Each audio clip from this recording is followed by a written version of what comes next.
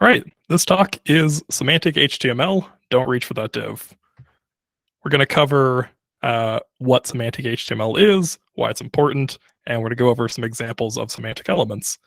My goal for this is to everyone having walked away having learned something. So if you're a backender who doesn't know what semantic HTML is, you'll know what it is and why it's important. If you're a front-ender who already does know what it is, you'll learn hopefully some new semantic elements that you can add to your repertoire. Of course, we have to start with the definition. So semantic HTML is the use of HTML markup to reinforce the meaning of information rather than merely define its presentation. If you've seen my other talks, you know I'd rather show an example than just read the definition. So let's say we have a to-do list with 3 items in it. I need to buy groceries, clean my room, and learn HTML. May or may not be inspired by real events.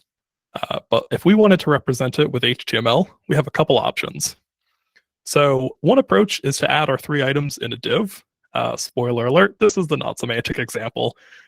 We manually add a hyphen and a line break element, but the result looks like a to-do list. That being said, we can do better than that. So we've now changed the HTML to be using semantic elements.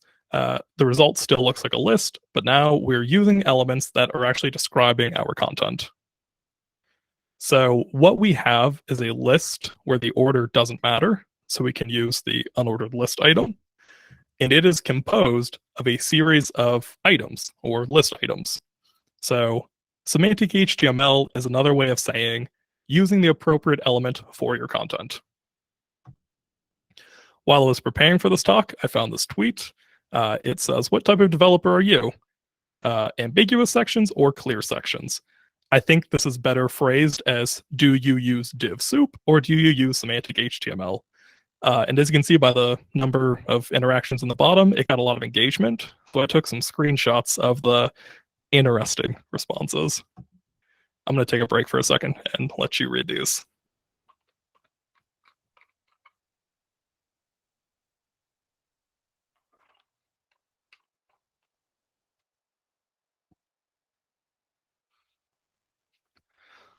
There are a few repeated ideas here. It depends on my mood. There's no reason to use semantic elements. Divs do everything that I need. Semantics only matter for SEO. Only benefit is for people scraping your site. All of these have one thing in common. They're garbage takes. And I hope you all agree with me by the time that this talk is over. A few people mentioned that divs do everything that they need, but there are some real reasons why you shouldn't be using them. So firstly, they're semantically meaningless. In the to-do example, we saw how the unordered list item and the list item described the content. There's no situation where a div is going to offer you additional clarity or information about the content. It's a generic element. When it is actually read by a screen reader, that is the term that it uses, generic. Second, they don't have keyboard support. So you can make a div that looks exactly like a button, and it'll perform like a button to some users, but it can actually spell disaster for others. So I, as a sighted user, would be able to click the button with my mouse, but someone using a screen reader who is relying on keyboard navigation would be unable to actually access that element, because divs can't be focused when you're navigating with a keyboard. I mention out of the box here because there are ways that you can make a div accessible by adding attributes to them, but they involve additional work to get the same behavior that you get from a button for free. That's right, using a button is using semantic HTML. It's using the right element for the job. Lastly, divs don't communicate anything meaningful to the accessibility tree. So there's the DOM in the DOM tree, and that's what you see when you inspect the website in a browser. But there's also the accessibility tree, which is a result of the DOM tree, or it's a result of the browser taking the DOM tree and modifying it into a form that is useful for assistive technology. So that's what I was talking about earlier. When the div is rendered into the ally tree, it reads it as generic. I didn't know a lot about the ally tree before this talk, if I'm being honest. A fun fact is when you use the aria hidden true attribute, what you're actually saying is remove this element from the ally tree, but keep it in the DOM tree. Interesting stuff. So in other words, semantic HTML, it's important for accessibility. You're probably tired of hearing me talk about divs by this point, so we can look at another example where divs aren't the culprit. This screenshot shows two HTML tables. One is made entirely of semantic elements, and the other is missing one, but that one is making a big difference. So here's the code for them. The top table's on the left and the bottom table's on the right. Take a second to see if you can spot the difference.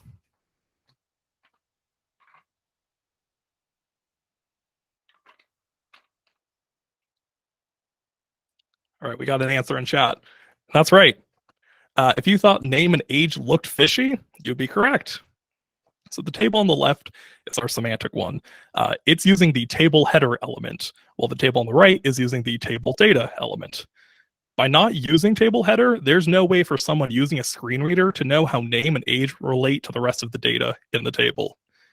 So what we're saying is the table on the left is using semantic HTML to define the relationship its content has with the rest of the other cells.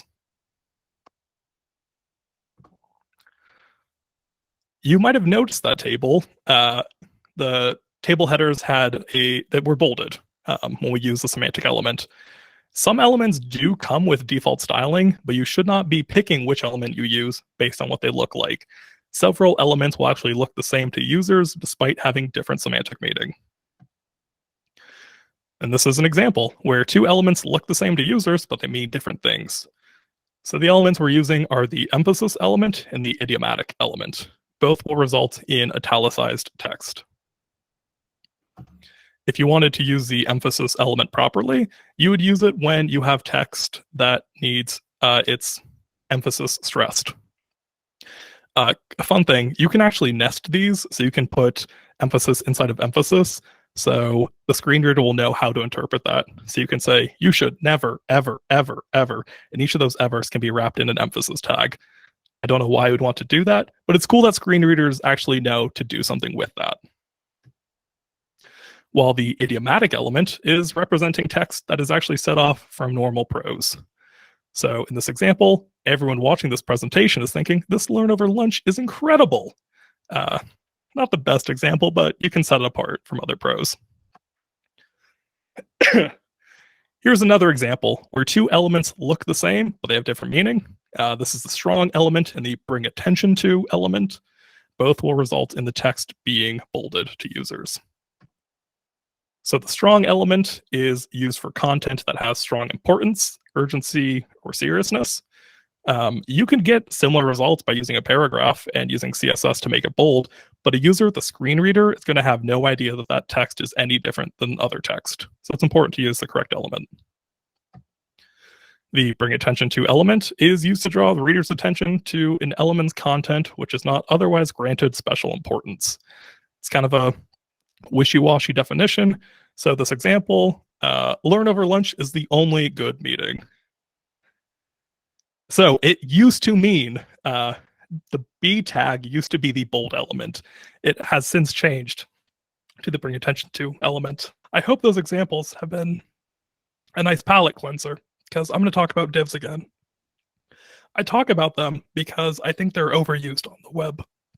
So the byline for this talk is don't reach for that div. And that's not advice from me. That is advice from the HTML5 spec. The div element has no special meaning. Authors are strongly encouraged to view it as an element of last resort for when no other element is suitable. If I'm being honest, I didn't know that divs were this heavily discouraged. But now I have an ace in the hole if I want to be annoying in code review and nerd snipe someone and say, you could be using a better element than this div. Now, you might be wondering, when is it okay to use a div? And there are a few examples where it's actually okay.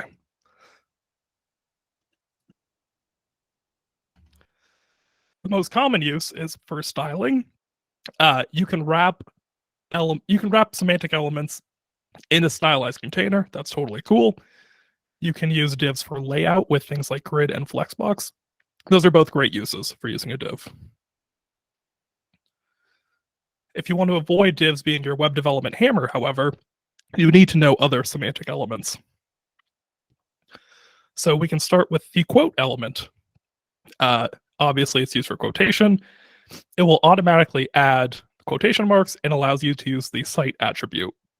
So I think it was Abe Lincoln who was famous for saying, "Don't believe everything you read on the internet," and Harvard is known for publishing that fact.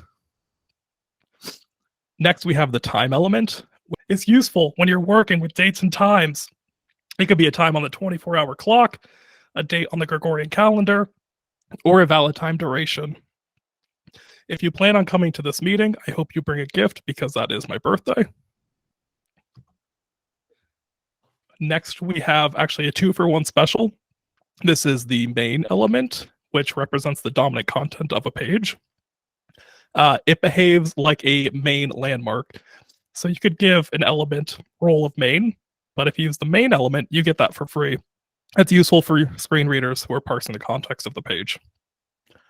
The other element on this example is the header, which represents introductory content, like the example here.